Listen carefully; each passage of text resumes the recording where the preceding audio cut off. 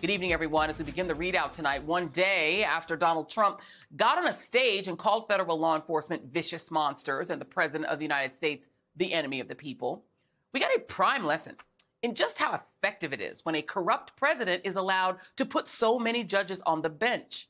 That's because a federal judge who Trump picked today did him a huge favor, to put it in Trumpian terms, on an investigation that could not be more critical to our national security. U.S. District Judge Aileen Cannon released her ruling today granting the request by Trump's legal team for a special master to review the material seized from Trump's Mar-a-Lago resort and residence to look for any privileged material. Now, while that process unfolds, the judge is blocking the Justice Department from continuing its investigation into Trump's theft and grossly negligent mishandling of classified documents. Now, not only has every single federal prosecutor and former Department of Justice lawyer that we have spoken to on this show said there was no need for a special master in this case, so did Trump's own former Attorney General and fixer, William Barr. I think the whole idea of a special master is a bit of a red herring. What people are missing is that all the other documents taken, even if they claim to be executive privilege, either belong to the government because they're government records, even if they're classified, even if they're subject to executive privilege, they still belong to the government and go to the archives. If, in fact, he sort of stood over scores of boxes, not really knowing what was in them, and said, I hereby declassify everything in here, that would be such an abuse and shows such recklessness that it's almost worse than taking the documents. Now, what we know is that Donald Trump admits that he took the documents. He admits that they were not only in a storage room in his completely insecure resort, but that they were also in his private office. We know that some of these documents were classified, with markings putting them at the highest level of the most highly protected materials in the U.S. government. And among the materials seized were numerous envelopes marked classified that were completely empty. And yet, despite all of that, this 41-year-old judge, appointed by Trump in the waning months of his presidency, has decided that Trump has the right to have the investigation of that crime halted. Leading up to this investigation, Harvard constitutional scholar Lawrence Tribe said this about the judge, quote, she could either redeem herself by starting to act like a real federal judge, unaffected by the identity of the president who appointed her, or earn the condemnation of national security experts and legal mavens by botching the biggest case most judges ever touch in a lifetime and endangering the lives of our spies abroad, unquote. It now appears that she has chosen to do the latter. Perhaps it should not come as much of a surprise, though. She telegraphed last month that she was already inclined to rule in Trump's favor. This is, of course, what Trump has always had in mind for his appointed judges, for them to do his bidding. And MSNBC opinion columnist Dean Obeidallah writes, Trump himself encouraged Americans to think of federal judges as beholden to the presidents who appointed them. Remember, Trump has gone on the attack against judges appointed by President Obama as, quote, Obama judges. In 2016, he attacked a federal judge who was handling a lawsuit against his corrupt, fake Trump university, and even called for his recusal because he was, quote, an Obama pick, totally biased, hates Trump. He did the same in 2018 when a judge appointed by President Obama put a hold on his plan for refusing asylum applications from immigrants who crossed the border illegally. With Trump, he always looks at everything as my or mine. My generals, my Kevin, my classified documents, my judges. Apparently he's got one. Joining me now, Hugo Lowell, congressional reporter for The Guardian, Elie Mystal, justice correspondent for The Nation, and Glenn Kirshner, MSNBC legal analyst and former federal prosecutor. And Elie, I'm going right down the middle to you because I'm not a lawyer, you are.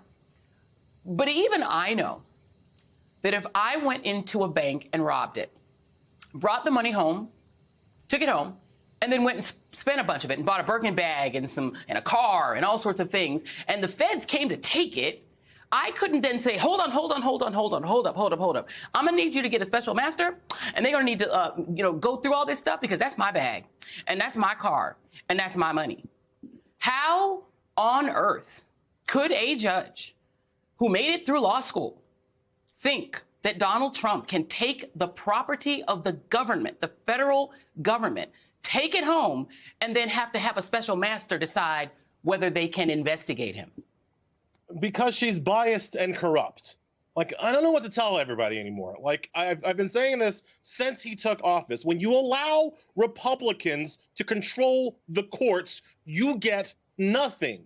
Trump judges do not believe in the rule of law. They do not believe in precedent, do not believe in facts. They do not believe in logic. They just believe in whatever's going to help Donald Trump. And they've proven it again and again and again. So when I say that you cannot trust Trump judges, I don't know what more evidence you need for that fact, right? Like, look, the argument that he has executive privilege is so what the scientists would call stupid, that it's difficult to explain it, right? Like the idea that, first of all, privilege goes to the current president. We only have one president at a time. So it's not Trump's privilege to have.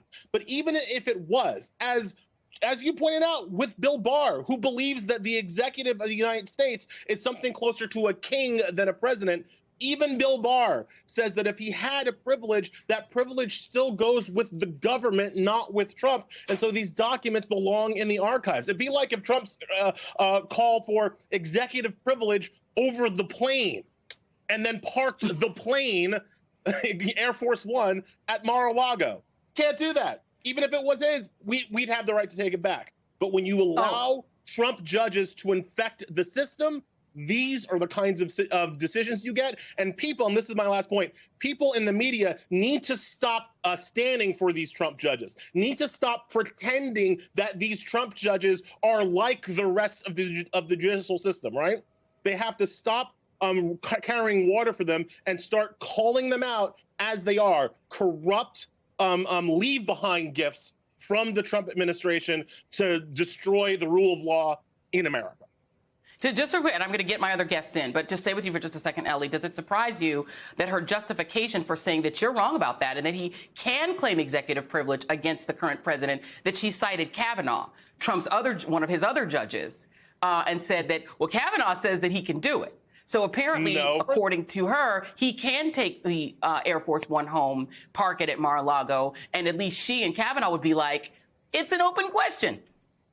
Yeah, it doesn't surprise me because, again, the argument is so stupid that she's got to reach for straws. Like, she's got to grab at whatever there is because there's no actual legal basis for her ruling. But even Kavanaugh, even the Kavanaugh opinion he cites, he said maybe. He didn't say definite. And so to go from Kavanaugh's maybe to like actually appointing a special master, remember, the whole point here is to delay, right? So guess who gets to appoint the special master? She does, right? So that takes a lot of time for however long she wants to wait. Or the Department of Justice can appeal. But if they appeal to the 11th Circuit, which is controlled by Republicans. So the 11th Circuit could then wait on that appeal for a long time. But even if the 11th Circuit goes super quick, right?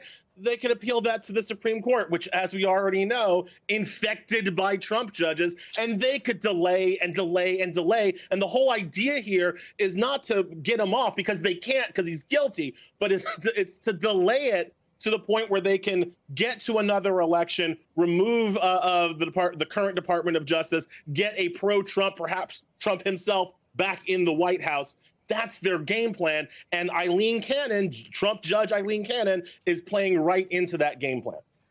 Et voila. Let me bring you in, Glenn.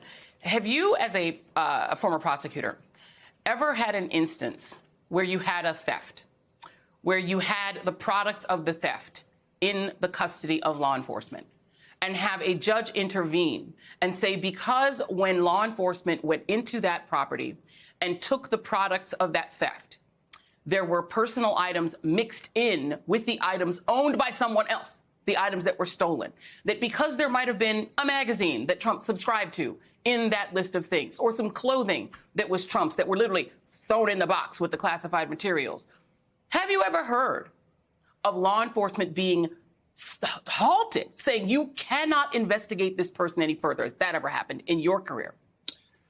Not in 30 years of prosecuting cases in courts, both military and civilian. This is the kind of stuff that gets dealt with, if at all, in motions to suppress in the run-up to trial or in run-of-the-mill evidentiary rulings at trial. And I'll tell you, Joy, the most dire thing that this judge did, and you just put your finger on it, She ordered the government to stop criminally investigating Trump and company for the theft of national security information. You know what that means? First of all, the good news is DOJ said, look, we've already looked at all of it, and we are already, following investigative leads based on it. But here's where the problem comes in. Let's assume that based on their review of these documents that Donald Trump stole from the federal government and unlawfully concealed, even in violation of a subpoena at Mar-a-Lago, let's assume that the federal prosecutors subpoenaed people to testify as a result of what they learned in those documents.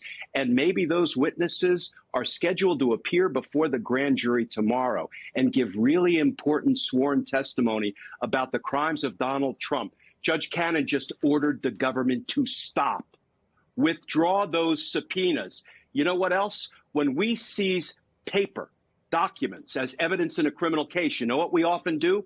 We submit it for forensic testing. We look for latent fingerprints that help us identify a perpetrator. We look for DNA, epithelial cells that slough off your skin. You leave them on documents.